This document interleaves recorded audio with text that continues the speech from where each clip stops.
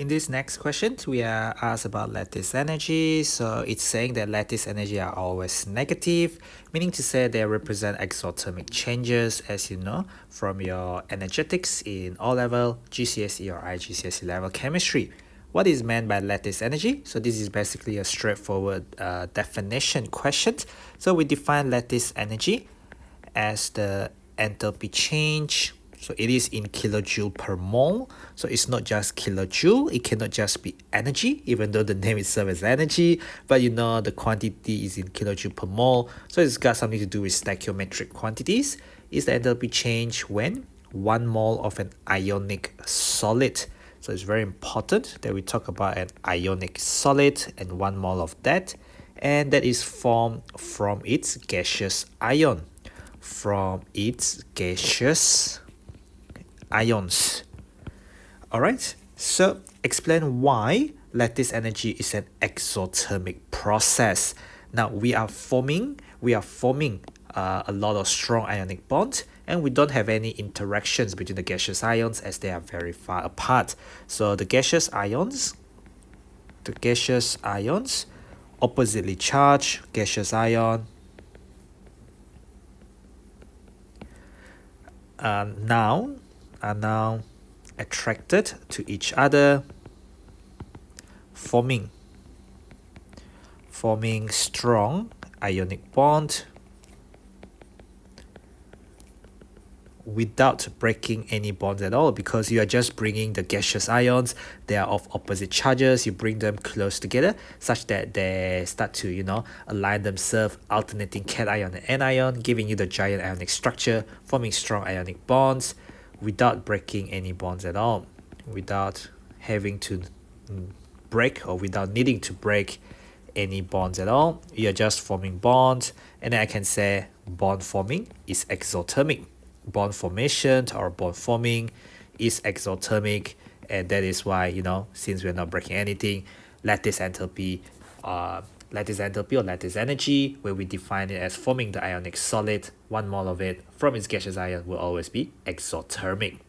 Now in the new syllabus, you will no longer be given a data booklet separately. So meaning to say you will be given the data in the question such as this particular format. So we need to use relevant data from this table that they're given us to calculate the lattice energy for potassium oxide. Show your working. This is basically Born-Haber cycle. So they could ask you, construct a Born-Haber cycle, or you can construct on your own, to be honest. So the working there is actually, you gotta show the Born-Haber cycle.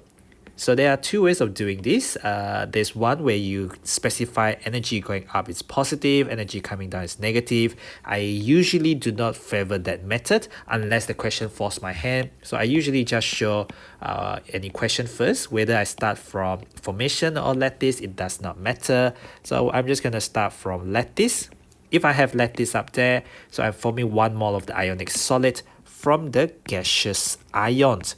The gaseous ion is K plus and O2 minus. And I have to balance my equation. I must have 1 there because of the definition of lattice. Enthalpy change when I form 1 mole of the ionic solid from its gaseous ions. So I must have 2K plus and 1 of the O2 minus.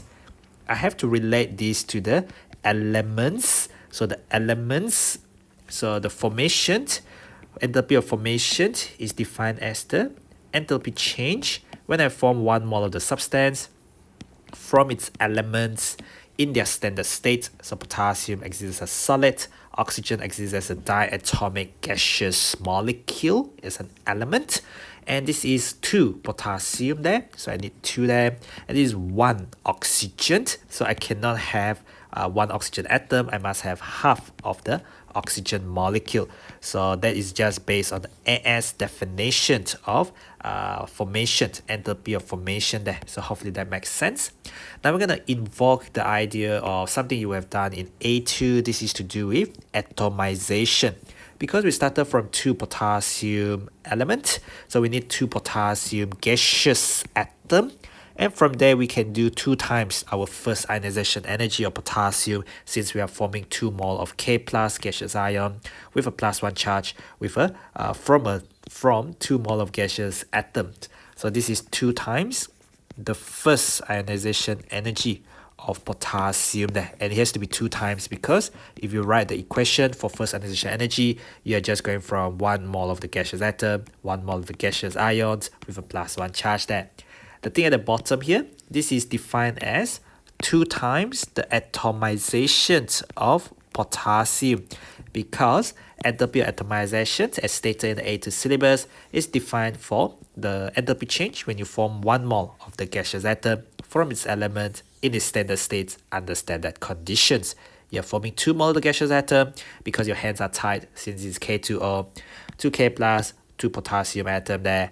Sorry, 2 potassium atom as a element. So you get 2 gaseous atom of potassium following the 2 times atomizations of potassium there. How about the oxygen molecule here? Well, we also need to form oxygen gaseous atom, but because there's only 1 oxygen atom there is half of that molecule, meaning there is 1 oxygen atom. I only get 1 oxygen atom. Okay, and from that oxygen atom, I can think about, going stepwise to O minus gas. That's your first electron affinity. So this thing here, I wonder what information we're given. Yes, we are indeed given the first electron affinity. This is the first electron affinity of oxygen. This one is electron affinity of O minus, is actually the second electron affinity of oxygen, also known as electron affinity of O minus, because the O minus gas is gaining another electrons to give you O2 minus gas, and then the top one there, first electron affinity, is oxygen gaseous atom gaining 1 electrons to give you O minus gas, like that. So first electron affinity of oxygen, second electron affinity of oxygen there. I could have made my diagram a bit neater if I want to. So let me just make it a little bit neater. I just need to move this down a little bit. It's not as easy when you run out of space in the actual exam, obviously, so you need to try and plan carefully. So this one is going to be the first electron affinity of oxygen multiplied by 1, because I'm just, I'm just forming 1 mole of the gaseous ion with the -1 charge there. So just 1 of that. Second electron affinity of oxygen multiplied by 1. And what do we have here? We are doing the atomization of oxygen. So this is atomization of oxygen multiplied by 1 because I form 1 mole of the gaseous atom. However, if you look in here, you get the, what do you get? You get the oxygen-oxygen bond energy, but you do not get atomization of oxygen. You do have atomization of potassium, but you don't have atomization of oxygen because you're supposed to relate that to the oxygen-oxygen double bond energy, not the single bond, because oxygen exists as this diatomic molecule where you know about 6 outer shell electrons, group 16, so it uses only 2 out of the 6 valence electrons for covalent bonding, double covalent bond like that. That one was straight from O-level GCSE or IGCSE level chemistry. So this is also equal to, this is the very important thing, this is equal to the half the bond energy of oxygen-oxygen double bond, because instead of breaking 1 mole of the covalent bonds into gaseous atom, I'm breaking half mole of the covalent bond, so it's half times the bond energy, but this is equal to 1 times the atomizations of oxygen there. So having done all that, I can roughly tell you, if I just randomly label this 1, 2, and then this is number 3, 4, 5, 6, and 7. So they want us to calculate lattice. I'm just going to set up my Hess law first. Hess law says, as long as I start from the same reactant and I have the same product, my enthalpy change of the reaction does not depend on which path I take, whether I go the direct path like that formation or I go the indirect path like that. So these are all in the same direction. I'm going to add up the thing in the same direction. 1 plus 2 plus 3 plus 4 plus 5 plus 6 equal to 7, because 7 is going this way, all of this is going this way. What do I want? I want number 6, which is the lattice enthalpy. So I think what I'm going to do now is I'm just going to put in the value. So what is 1? 1 is the 2 times the atomization of potassium, so that is plus 89 times 2.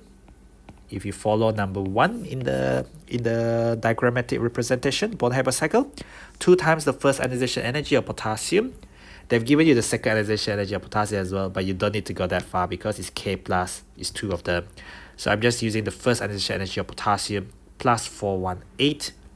So this is plus plus 418 multiplied by 2. This is number 2.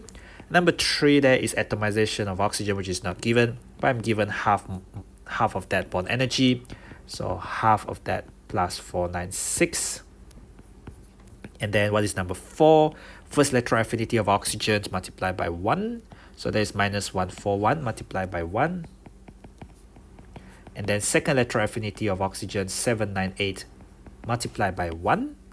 Okay, and then number 5 there, well, second electron affinity there. Number 6 there is the lattice. So I want to find the lattice, which is plus number 6. I just put it in a circle so that I don't add 6 literally. And this is equal to 7, which is the formation of K2O. Formation of K2O is not given here, is it? Blah blah blah blah blah. I wonder where we are. We are not given the question, are we? Oh yeah, there is formation of potassium oxide. I was looking for K2O. I didn't even spot that. Minus 361 kJ per mole to form K2O. So equal to minus 361. What I would do is I would sum all of that up in a bracket. I would do this first plus this number 6, which is lattice. And what do I want? I want the lattice, right?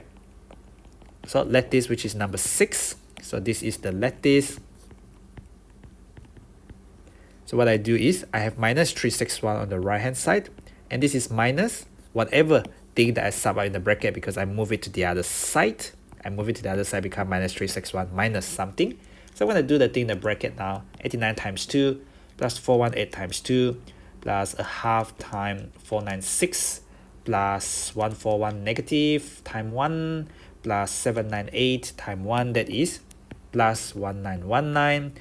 And guess what? You have to maintain the bracket so that you don't make any mistake there. And when I press my calculator correctly, minus 361 minus the answer from just now in a bracket. So this is minus 2280 kilojoule per mole. So have a sign, have a value and a unit, and you know the sign is perfectly okay, as you would expect the lattice to be exothermic to begin with. So this could be a much faster question once you can understand what is going on, and you need to practice drawing a couple of other bond habit cycle with some other ionic compound, obviously. Next question is about the factors. So this is about factors affecting the lattice enthalpy. So lattice enthalpy is to do with how strong is the ionic bond that you're forming between the cation and the anions. So here you have Na2O versus K2O. So this question is really Na plus versus K plus. So the cation there, so Na plus is actually smaller than K plus because lesser shell, lesser electron shell, smaller in size, but you still have the same +1 charge. So still the same +1 charge. So Na plus is smaller than K plus, so smaller ionic radius than K plus, lesser electron shell for Na plus, but still the same charge. So still the same +1 charge. What I can say is charge density. So Na plus has larger charge density. The larger is your charge density on the cations or the anions, which in this case the anion is not changing. So just the cation having a larger charge density that forms stronger ionic bond with O2 minus than the K plus. If you form stronger ionic bond with the O2 minus, that means you will have a more exothermic lattice enthalpy. So this is to do with negative, this is less negative, that means less exo.